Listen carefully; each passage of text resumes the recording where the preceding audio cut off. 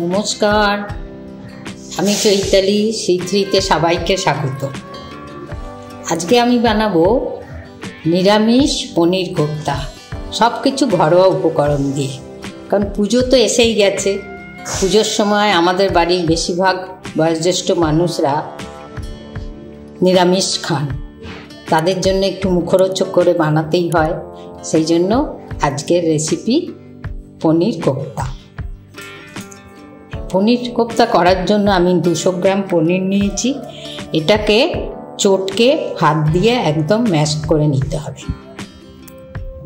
পনিরটাকে আমি টুকরো করে নিচ্ছি। এবার হাত দিয়ে আমি এরকম করে চটকে, একদম জল থাকবে না, পনিরে জল থাকেও না, তবুও যদি একটু জল থাকে একদম জলটাকে শুকনো করে নিতে হবে। হাত দিয়ে দিয়ে এই আলুটা দিয়ে দিয়ে ম্যাশ করে নিলে বেশি ভালো হবে। এরকম করে নিয়ে একে একদম মাখিয়ে নিতে হবে। এবার আমি এতে দেবো একটুখানি নুন আর এই সামান্য একটু চিনি, গুঁড়ো করা চিনি, 1.5 চামচের মতো ময়দা বাইন্ডিং করার জন্য। আর দেবো এই চিলি ফ্লেক্স দিয়ে এগুলোকে আবার আমি মিশিয়ে নেব। কোপ্তা পুর দিয়েও হয়।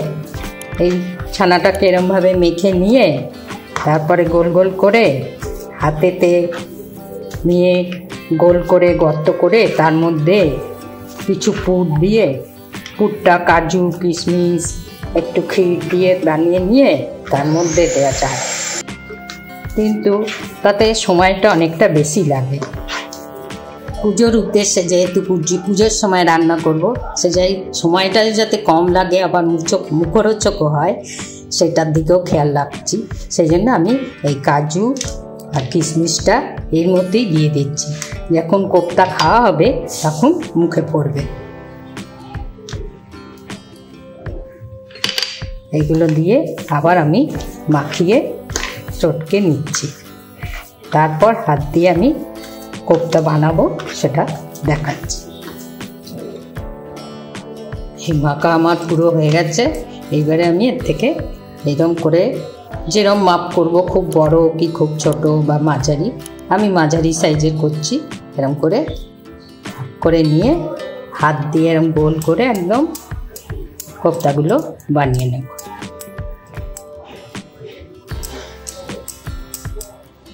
একদম গোল করে এরকম করে করে আমি বানিয়ে রাখছি। এই আমার বানানো হয়ে গেছে। 200 গ্রাম পনিরে আমি 15টা কোপ্তা বানিয়ে নিয়েছি। এইবারে আমি মশলাটা রেডি করব। মশলাটা রেডি করার জন্য একটা টমেটো নিয়ে নিচ্ছি, 2টো ছোটো এলাচ নিয়ে নেব, একটুখানি জিরে দেবো, 3টে কাঁচা লঙ্কা দেব,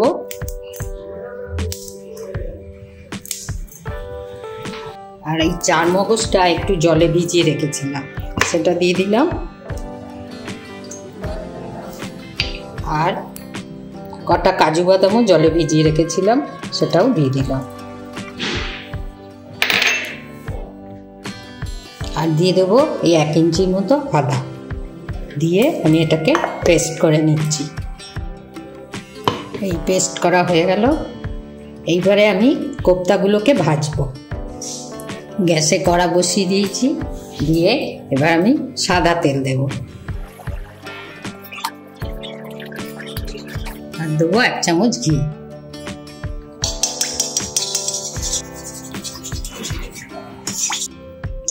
আমি কোপ্তাগুলো একটা করে ছাড়ছি।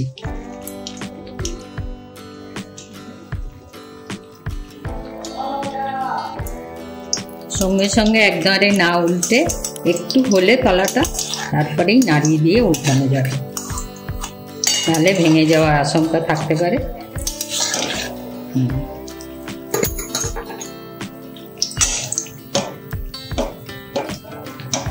এরকম সোনালি করে ভেজে ভেজে আমি তুলে নিচ্ছি, পরেরগুলো আবার ভেজে নিচ্ছি। দেখো কিরম সুন্দর হয়েছে, একটা ভাঙিও নি, একটা ফাটিও নি, কিচ্ছু হয়নি।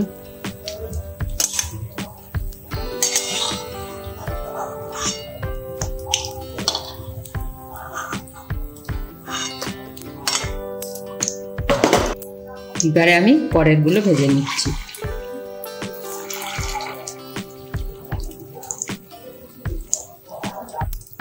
এবার এই তেলেতেই আমি একটু গোটা গরম মশলা, একটা এলাচ আর একটু লবঙ্গ দিলাম, আর একটা দিলাম তেজপাতা দিয়ে এটার একটু গন্ধ বেরোলেই মশলাটা আমি যে পেস্টটা করে রেখেছিলাম সেইটা ঢেলে দিলাম।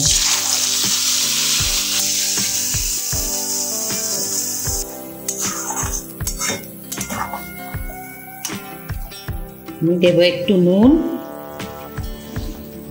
টেস্টটাকে ঠিক করার জন্য এই সামান্য একটুখানি চিনি দিয়ে আবারও কষব। এটার থেকে তেল উপরে উঠে এলে তখন আমি গ্রেভির জন্য জল দেব। আমি বলেছিলাম মালাই করতে হবে ঘরোয়া উপকরণ দিয়ে, সেই জন্য আমি দুধ ফুটিয়ে এই দুধের সর তুলে মালাই করে রেখেছি, সেইটাকে আমি ফেটিয়ে নিচ্ছি।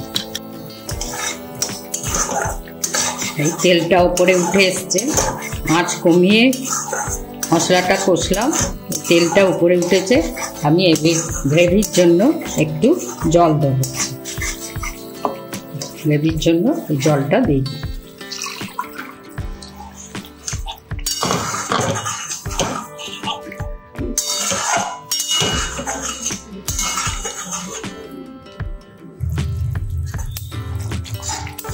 গ্রেভি হয়ে গেছে,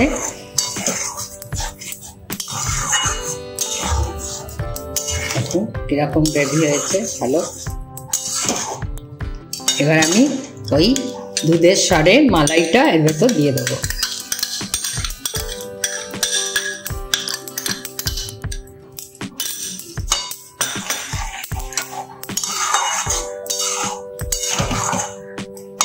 আর কোপ্তাগুলোও দিয়ে দেবো। কোপ্তাগুলো দিয়ে তো বেশি নাড়ানাড়ি করবো না, একটুখানি মজে গেলেই একটু ঘি দিয়ে নামিয়ে দেব।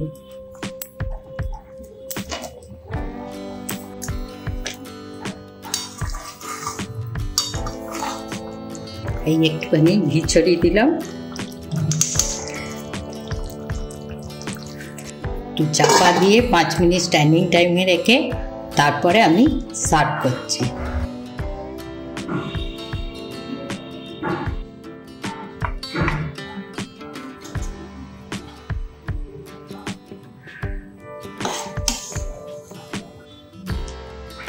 কিরকম সুন্দর হয়েছে পনির কোপ্তা। তোমরা এইভাবে করো, আমাকে জানিও কেমন হলো। পুজোর সময় সবাই ভালো থেকো, ভালো করে রান্না বান্না করে বাড়ির গুরুজনদের খাইও। সবাই ভালো থেকো, সুস্থ থেকো। আবার দেখা হবে কোনো এক সুন্দর এইরকম রেসিপিতে। দেখো কীরকম নরম হয়েছে কোপ্তাগুলো, সুন্দরভাবে কেটে যাচ্ছে। আজ তবে আসি, আবার দেখা হবে।